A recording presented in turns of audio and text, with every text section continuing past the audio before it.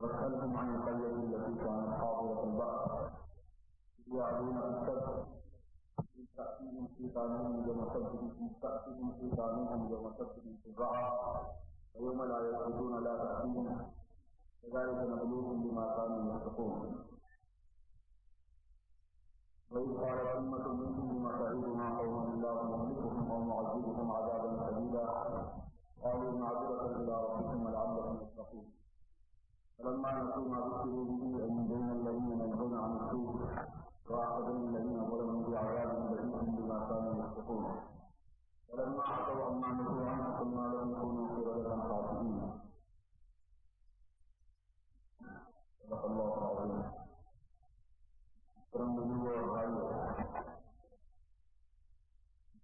اللہ تبارک و تعالیٰ نے نعمتیں دو طرح کی بنائی ہیں، ایک ظاہری نعمتیں اور ایک باطنی نعمتیں،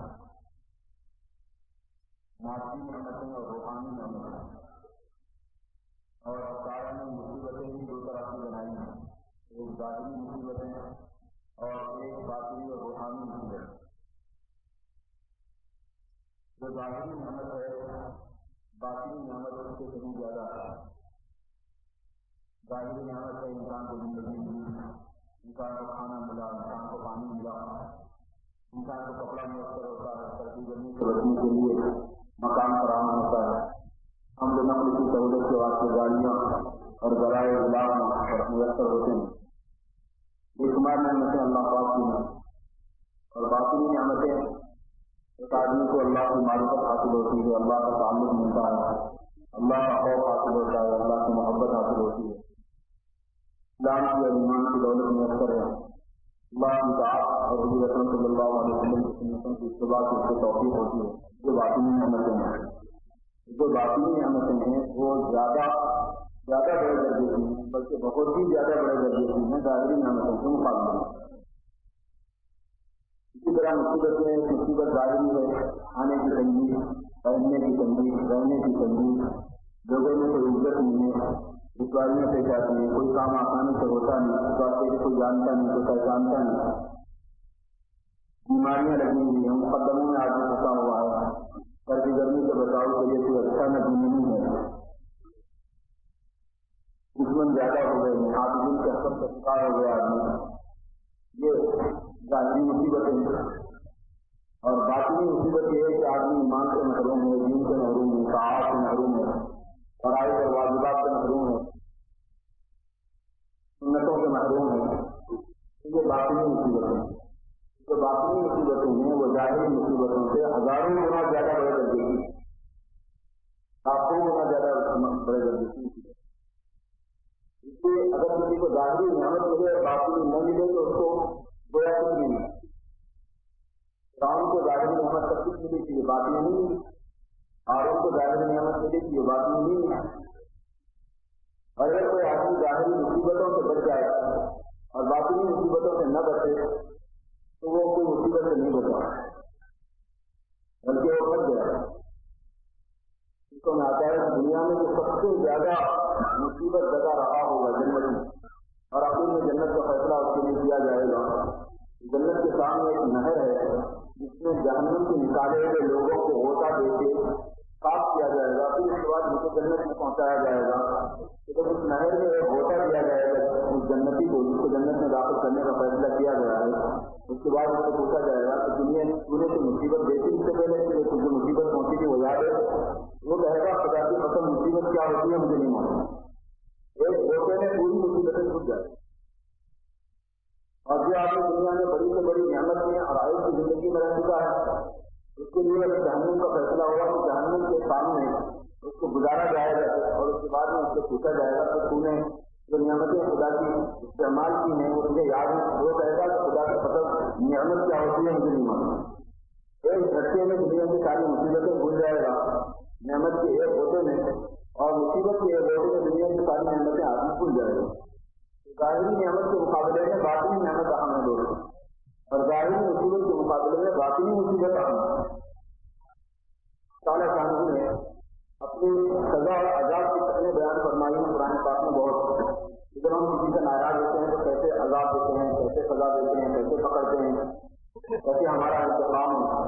اس میں سے میں نے جو آئے تلاوت کی اس میں مضمون اللہ تعالیٰ نے بیان فرمایا. سارے قانون نے ارشاد فرمایا کہ آپ ان سے پوچھیے، لوگوں سے آپ پوچھیے کہ اس بستی والوں کا قصہ ان کو معلوم ہے جو کہ سمندر کے کنارے رہتی ہے، یہودی ہے، اور ان کے لیے ہفتے کا عبادت کا مقرر تھا. عبادت کے لیے ان کے لیے یہ قید تھی کہ وہ عبادت کے لیے بالکل کاروبار نہیں کر سکتے تھے. لیکن ہمارے لیے جمعہ کا دن مقرر ہے، لیکن ہمارے لیے آسانی بہت ہے. وہ یہ کہ تم جمعہ کے دن ہی کاروبار کر سکتے ہو. اسی بات ہے کہ جمعہ کی اذان ہونے کے بعد کاروبار نہیں کیے جاتے، اذان اول کے بعد کاروبار آرام نماز یہودیوں کے لیے یہ تھا پورا دن ان کے لیے تجارت کرنا، کاروبار کرنا آرام. ہمارے کے اسکول کا کاروبار کر رہا ہوں، سمندر کی مچھلیوں کو پکڑتے تھے، کاروبار کرتے تھے، بیچتے تھے. اللہ تعالیٰ ہمارے احتیاطی نہ نے ان لوگوں نے ہاتھ سے تجاوز کیا ہفتے کے دن کے بارے میں. یعنی اللہ نے ان سے کہا تھا کہ اس دن کو مچھلی نہ پکڑا کرو، عبادت میں گزارا کرو. انہوں نے چوری کی، ایسی تصویریں بنائی کہ سمندر کے کنارے گڑے بناتے تھے اور شام تک اس گڑے میں مچھلیاں آ جاتی تھیں. اور جب مچھلیاں بھر جاتی گڑے تو کٹا بن گیا کرتے تھے سمندر کی، مچھلی واپس مل جاتی. اس بار نہیں جاتا پکڑنے یہ بولتے ہیں کہ ہفتے کے دن پکڑیں گے، ہفتے کے دن پکڑیں گے اور کرتے تھے کاروبار. اپنے لیے کیوں کرتے تھے؟ یہ آپ سب شیطانوں کے وقت کے لیے چھڑ رہا مطلب نہیں کہ ان کی مچھلیاں ہفتے کے دن اوپر آتی تھی، اوپر آئے تو حالات آتی ہے، اور جس دن ہفتے کا نہیں ہوتا تھا اس دن نہیں آتی. ایسے ہی ہم آسمانی میں ڈالنا، ایسے ہی آسمانی میں ہم آزمایا ہم نے ان کو ان کے صرف کی وجہ سے، ایسے ہی آزما رہے ہیں ہم ان کو ان کے صرف کی وجہ سے. یہ نقطہ ہم آگے بڑھ رہے ہیں.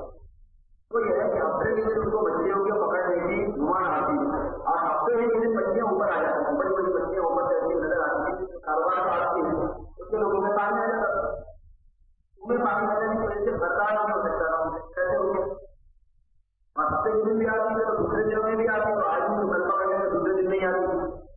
اس پر شکار کرنا تھا اس میں مچھلیاں اوپر نہیں آتی، اسی شکار نہیں کرنا تھا اس میں مچھلیاں اوپر آ جاتی ہیں.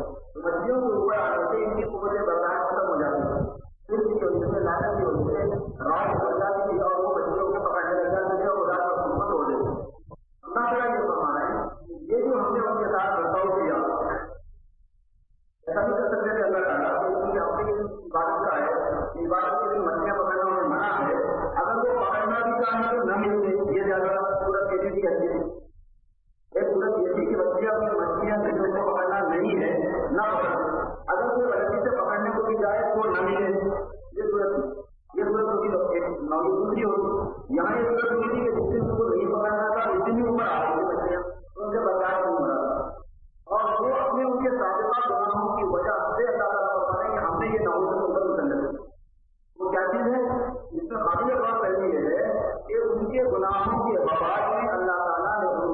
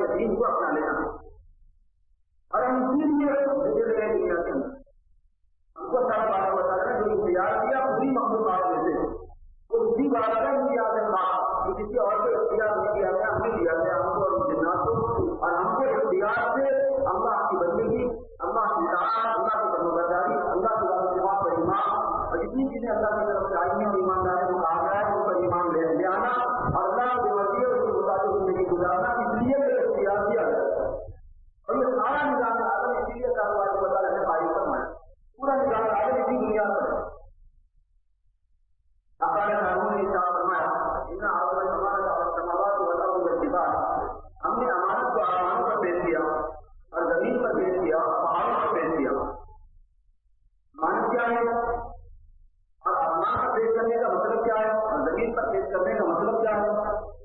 تفسیر نے لکھا ہے کہ اللہ تبارک و تعالیٰ نے آسمان میں جا کر میں تجھے امانت دینا چاہتا ہوں، آسمانوں سے کہا، آسمانوں نے پوچھا کہ اور اتنی احکامات ان کو دے رکھی تھی کہ یہ بات سمجھ لیں، اگر وہ قبول کرتے تو پھر ان کو امانت کے لینے کی تعداد عقل دی جاتی، اتنی عقل دی جاتی اتنی عقل انسان کو نہیں دی، امانت کے لینے کے لیے عقل دی گئی انسان سب سے زیادہ اس مخلوقات کے اندر، تو آسمانوں کو اتنی دی گئی تھی کہ وہ خدا کا یہ پہلا خطاب سمجھے تھے، میں تم کو امانت دینا چاہتا ہوں تم اختیار کرو گے اس کو، آسمان نے پوچھا پروردگار اس امانت کے لینے کا انجام کیا ہے؟ اللہ تبارک و تعالیٰ کی طرف سے بتلایا گیا کہ اگر میں تم کو اختیار دوں گا اور اختیار سے اپنے احکام دوں گا، اپنے احکام دوں گا اور جبر نہیں کروں گا اور اختیار دوں گا، اپنی مرضی اور اپنے اختیار سے تم اس کو اگر پورا کرو گے تو پھر اس کو انعام ملے گا، اور اگر اس کو تم پورا نہیں کرو گے تو تمہیں سزا ملے گی، اس جہاں سے مٹا دیا جائے۔ سب آسمان سوچنے لگے کہ اگر ہم نے خدا کے حکم کو پورا کیا اپنی مرضی سے تو جنت ملے گی، انعامات ملیں گے، لیکن اگر ہم نے پورا نہیں کیا تو سزا ملے گی، تو یہ بات رسکی راستہ ہے، یہ خطرہ ہے، اگر پورا کر دیا تو جنت ملے گا، اگر پورا نہیں کیا تو جہنم میں جانا ہوگا، خدا اللہ ناراض ہو جائیں گے، ان کے غلط کا شکار ہو جانا ہوگا، اس وجہ ہم سے نہیں، ہم آگے چاہتے ہیں، ہمیں نہیں نام کو جنت چاہیے نہ جانا، ہم آپ کی ناراضگی کے مول لینے کا رزق ہی نہیں سمجھے، زمین کے بعد کھلے زمین نے یہ پوچھا، روایتوں میں آتا ہے کہ زمین نے یہ پوچھا کہ کیا ہوگا اس کا انجام کیا ہے، پتا ہے ہم یہی بات بتائیے جنت ملے گی اگر سلطان کو ہمیں برداری کرے گا، اور نہیں تو پھر تجھے جہنم میں سزا دی جائے گی۔ اس نے بھی یہی جواب دیا کہ یہ تو بہت خطر راستہ ہے، اگر آپ راضی ہو گئے آپ ہم سے اطاعت ہوگی تو ہوگی، لیکن اگر نہ ہوئی تو آپ کی ناراضگی کو کون برداشت کر سکتا ہے؟ اس نے معافرت کی کہ مجھ سے یہ نہیں ہوئی، اللہ نے پہاڑوں سے کہا پہاڑوں تم نے تو ہمارا پہاڑوں نے یہ سوال کیا، اللہ تعالیٰ نے پہاڑوں سے یہ جواب دیا، پہاڑوں نے یہ توڑی کی اور کہا کہ ہم یہ خطرہ بول لیتے ہیں، اللہ تعالیٰ نے اس کو بیان فرمایا ان امانت ہم نے امانت کو پیش کیا الگ سماوات کے آسمانوں پر والارض اور زمین پر والجبال اور پہاڑوں پر فابین ان یحملنھا انکار کر دیا ان سب نے اس کو اٹھانے سے واشفقن منھا اور ڈر گئے ہو۔ اس کے بعد چوتھے نمبر سے باری آئی انسان کی، انسان سے کہا تو لے گا امانت کو، کہنے کے دیجیے سب نے دے دیجیے، جیسے اس کو کہا لے دیا احمد عال انسان نے جب کہا لے لیا امانت کو تو لے لی، اللہ کا وفا نہیں تو عمر غلومن جہولا بڑا ظالم ہے بڑا جاہل ہے، پوچھ سے کام ہوتا تو نہ کرتا، لوگ جیسے میں نے معاشرت کی ہے نہیں یہ خطرہ نہ مان لیتا، اس کو پتہ راستے سے نہ چل پڑتا، اب تو بھائی آپ کو سر رکھنے میں دے دیا، اب آج یہ ہوا کہ امانت کو اپنے سر اٹھا لیا تو وکیل نے سر دے دیا اس سر کا کہنا، اب تو چاہیے اس کے بعد ارشاد فرماتے ہیں کہ انسان کے اس امانت کے اٹھانے کے انجام میں انسانوں کے 3 گروپ ہو گئے، 3 جماعتیں ان کی بن گئی، يعذب الله المنافقين والمنافقات والمشركين والمشركات ويتوب الله على المؤمنين والمؤمنات وكان الله غفورا رحيما۔ معذبات جو نام ہے نام عاقبت ہے، اس کا انجام یہ ہوگا کہ ترجمہ ہوتا ہے يعذب الله المنافقين، یہ جماعت وہ جس نے جیسے معاہدہ کیا اور جیسے ہمارے قانون نے اس کو اختیار کیا اللہ کے عوامل متوجہ ہوئے، اس کو اختیار ملا اللہ کے احکام متوجہ ہوئے، اس نے سر دھڑ کے بعد میں لگا دی اور اللہ تعالیٰ کے حکم کو پورا کر کے دکھا دیا۔ ایک جماعت یہ ہوئی جماعت انسان کے اندر ہر زمانے میں ہوئی، عثمان کے زمانے میں اور حضرت ادریس کے زمانے میں، حضرت شعیب کے زمانے میں، حضرت موسیٰ عیسیٰ کے زمانے میں، ابراہیم کے زمانے میں، یحییٰ اور زکریا کے زمانے میں، سلیمان اور داؤد کے زمانے میں، سب کے زمانے میں، سب زمانے میں سرکار کے اوپر سے ایک جماعت ایسی ہوئی جیسے ہی امانت کو اپنے سر سے اٹھایا اس نے ثابت کر دیا کہ ہاں ہم نے اٹھایا ہے تو اور ہم یہ خطرہ بچانے کے لیے تیار ہیں، ہم بتا دیں گے کہ آپ کی فرمانبرداری اور آپ سے بلانے کیا ہوگا، پوری طرح وفاداری ابراہیم علیہ السلام کی وفاداری کو قرآن پاک میں سراہا اللہ تبارک و تعالیٰ ابراہیم الذی وفا ایک طرح ابراہیم ربہ بکلمات فاتمہن، جبکہ آزمایا ابراہیم کو ان کے رب نے چند باتوں کے ساتھ انہوں نے پورا کر دکھایا، اللہ نے فرمایا کہ جعلک للناس اماما، میں پھر آپ سارے آدمی کو مقتدی بنانے والا ہوں۔ اور ایک جماعت یہ ہوئی انسانوں کے اندر امانت کو لے لیا، اختیار لے لیا تو خدا کے حکم کی طرف متوجہ ہوئے، آپ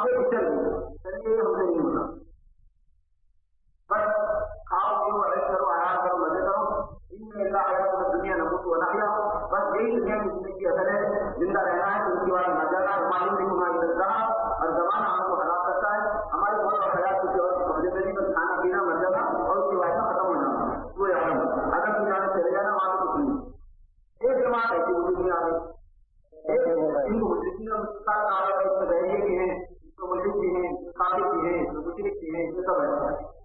और एक जमात ऐसी हो गई कि इनसे ये भी नहीं हो सका कि खुल्ला स्टार करते थे कि हमसे नहीं हो सकता, और ये भी नहीं हो सका कि पूरी तरह अपने सर पे डाल देते कि हम वफादारी करेंगे, जान माल को लगा देंगे और छोड़ देंगे, ये भी नहीं हो सका। तो जाहिर के ऊपर उन्होंने इनकार किया और बताया गया और उन्होंने इसके ऊपर इनकार कर दिया। इसको कहा जाता है मुनाफिकीन। अब कारण फरमाया अंजाम जो हुआ कि 3 जमातें मुस्लिम में आ गई इंसानों की, एक मोमिनीन और मोमिनात की, दूसरे मुशरिकीन और मुशरिकात की, और तीसरे मुनाफिकीन और मुनाफिकात। और इन तीनों जमातों के मुस्लिम में आने का नतीजा तो ये है कि अल्लाह पाक सजा देंगे ईमान, अल्लाह पाक सजा देंगे मुशरिकीन और मुशरिकात को, अज़ाब देंगे मुशरिकीन और मुशरिकात को, मुनाफिकीन और मुनाफिकात को, और तवज्जो होंगे रहमत नाज़िल फरमाएंगे मोमिनीन और मोमिनात पर, और अल्लाह पाक माफ फरमाने वाले हैं और रहम फरमाने वाले हैं। इन 3 ग्रुप में से जमातों में से सिर्फ ईमान वालों पर का वफा फरमाएंगे जो मुतवज्जो होंगे, रहमत नाज़िल फरमाएंगे, और अपने बेवकूफ के इंसानों पर जो जमातों के ऊपर अल्लाह पाक अज़ाब नाज़िल फरमाएंगे, अज़ाब देंगे उन्हें, सजा उनकी तस्वीर होगी, यानी वो फेल हो गए, वो नाकाम हो गए, इस अमानत के उठाने के बाद अमानत के उठाने में वो नाकाम हो गए, इनको सजा दी जाएगी और वो कामयाब हो गए, उनको उन पर इनाम दिया जाएगा। मेरे दोस्तों भाइयों, अब ये 3 जमातें, एक जमात पूरी तरह फॉलो करने वाली, मानने वाली, और एक जमात बिल्कुल नहीं मानने वाली, और एक जमात आगे की तरह आगे बढ़े, मानना कुछ नहीं मानना, अंदर से नहीं मानना, जाहिर नहीं मानना, जाहिर से उसको मानना कुछ नहीं मानना, इनको मुनाफिक कहा जाता है। अब सारा कानून इखलास वाले नहीं मान सकते, खास वाले मान नहीं सकते, सारा के पास इखलास वाला ईमान था, मुनाफिकीन के पास निफाक वाला ईमान था। सारा कानून मुनाफिकीन से बताया कि कानून बिमिस्ली मां आमनतुम बिही फक़द इहतदौ, अगर ये लोग ईमान लाएंगे ऐसे जैसे ये सहाबा ईमान लाए कोई रास्ते पर आए, वरना तो ये दूर बुराई हो जाता है। कमा आमना, जब कहा जाता है मुनाफिकीन से कि तुम ईमान लाओ ऐसे जैसे ये लोग ईमान लाए थे सहाबा, तो मुनाफिकीन कहा करते थे कि सारी बदुल कमा आमना सुबह, जहाँ ईमान लाए ऐसे जैसे बेवकूफ लोग ईमान लाए, सहाबा ऐसे कैसे ईमान लाए, जैसे ये बेवकूफ लोग ईमान लाए। ये अजीब बात है, सहाबा को पहचानते थे मुनाफिकीन, समझते थे कि अबू बकर कौन है, कितने ज़मीन है, कितने होशियार है, उमर कौन है, उस्मान कौन है, अली कौन है, अब्दुर्रहमान बिन औफ कौन है, तलहा जुबैर कौन है, सईद बिन ज़ैद कौन है, उबैदा अबू उबैदा कौन है, ये सब इन सबको पहचानते थे, अब्दुर्रहमान बिन औफ कौन है, सबको जानते थे। फिर ये कैसे काम करेंगे अनुबिन कमा आमना सुबह। पत्नी ने लिखा है कि उन्होंने ऐसे कहा कि इन लोगों की जो नाम हरकत थी और उनके जो काम थे वो अल्लाह की बात पर कुर्बान होने के जज्बे की वजह से, अल्लाह के दीन को पूरी दुनिया में फैला देने की नीयत से इस तरह की वजह से इनकी नफ़ल हरकत और इनके अमाल के ज़ाहिरी मसीहत के खिलाफ होती है। ज़ाहिरी सिस्टम में जिंदगी का निज़ाम है, उसी को मसीहत है कि कारोबार कब बना करता है, कब चला करता है, कारोबार क्यों का जो है हुआ करता है, कैसे पैसे बचा सकते हैं, कैसे पैसे बना सकते हैं, कैसे आदमी आराम से रहा करता है, तो ज़ाहिरी जिंदगी की मसीहत है। सहाबा की सारी मसीहतें उन्होंने कुर्बान करके दीन के लिए जद्दोजहद को अपना लिया था। तो बताए दीनी जिंदगी की मसीहतें बहुत होती थी सियासत और देश के आवाज से, तो ये मुनाफिकीन कहते थे कि अगर तुमको समझ होती तो ये अपनी दुनिया का इतना नुकसान नहीं करती,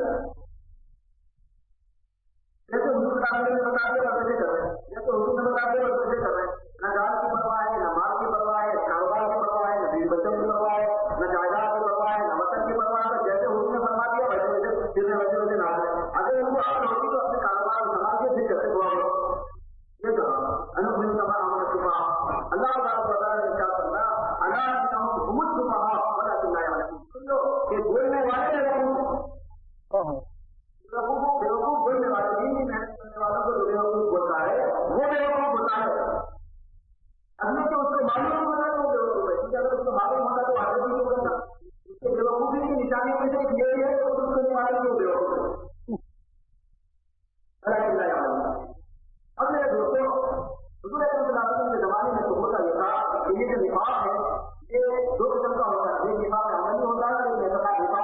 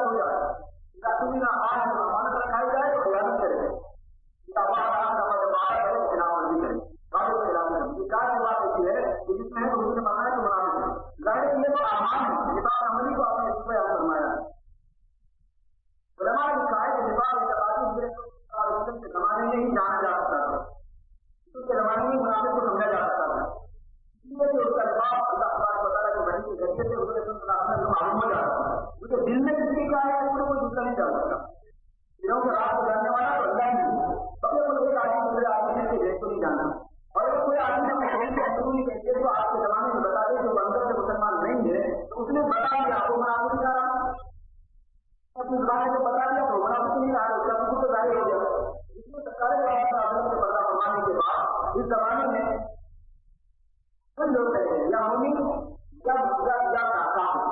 اب منافق اعتقادی کا پتہ نہیں چلتا. یہ مطلب نہیں ہے کہ ہوتا نہیں منافق اعتقادی ہوتا ہے لیکن اس کا پتہ نہیں چلتا. اللہ تبارک و تعالیٰ کو جو مطلوب ہے انسانوں سے وہ ایمان عقیدی ایمان خالص ہوتی ہے. نہیں حکم کیے گئے لوگ مگر بادشاہ کو اللہ کی عبادت کریں خالص کرتے ہوئے اس کے لیے دین کو پورے کا پورا دین خالصہ میں وسیلہ ہونا چاہیے. خالی نماز اللہ کے لیے اخلاص کے ساتھ پڑھیں گے روزہ اللہ کے ساتھ رکھنا ایسا نہیں. پوری کی پوری دینداری خالی اللہ کو کرنی. اخلاق والا ایمان کیا کرو اور اخلاق والا ایمان جو نہیں پہنچے گا تو اس کو اللہ تعالیٰ اس کو اللہ کے بعد اس کو بدلا دینے والا نہیں. اب میرے دوستوں اب یہ تو بتا نہیں سکتا کہ منافق اعتقادی کون ہے جو بالکل کافروں کو جڑے ہیں. منافق عمل کی کوئی کمی نہیں ہے کہ نماز جو آدمی اپنے کو مسلمان ظاہر کرے اور اسلامی اعمال کی زندگی میں ہو.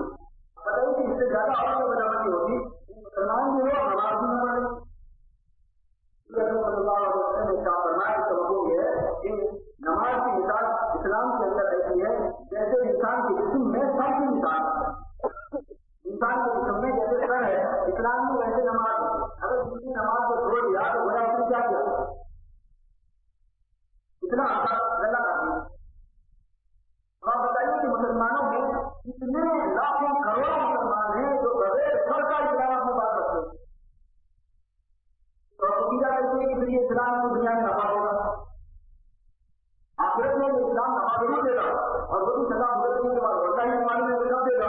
مگر دنیا میں تو وہ اسلام ایسا اسلام کو نفع نہیں ہو سکتا. یہی وجہ ہے کہ مسلمان کم کے زمانے میں مسلمانوں کے پاس مال کم کے زمانے میں مسلمانوں کے پاس حکومت کی کمی کے زمانے میں مسلمانوں کے پاس وسائل کی کمی کے زمانے میں لیکن اس سب کے باوجود مسلمان مغلوب ہے مسلمان مقبول ہے. ان کا اسلام انہیں نفع نہیں دیا. وجہ ہوتی ہے کہ ایسا اسلام کو وہاں ملے کہ جو اسلام کا میرا مانا میں صحیح نہیں ہے. اس بات کی فکر کرنا کہ ہمیں اخلاق والا ایمان نصیب ہو جائے. یہ جو دعوت پبلک کی محنت ہے اللہ کے راستے میں نکلنے کی ترغیب ہے جان مال لگانا ہے دین کے لیے محنت کرنا ہے قربانی دینا ہے. اس میں میرے دوستوں جو کام کرنا ہے وہی ہے کہ وہ ایمان کی حلاوت بھی نصیب ہو جائے وہ ایمان کا کمال بھی نصیب ہو جائے. اللہ نے اپنے طرف سے جو ایمان ہمیں مرحمت فرمایا ہے اس میں مختلف آ جائے اس کا کمال آ جائے اور وہ نفاق ہمارے اندر سے نکل جائے.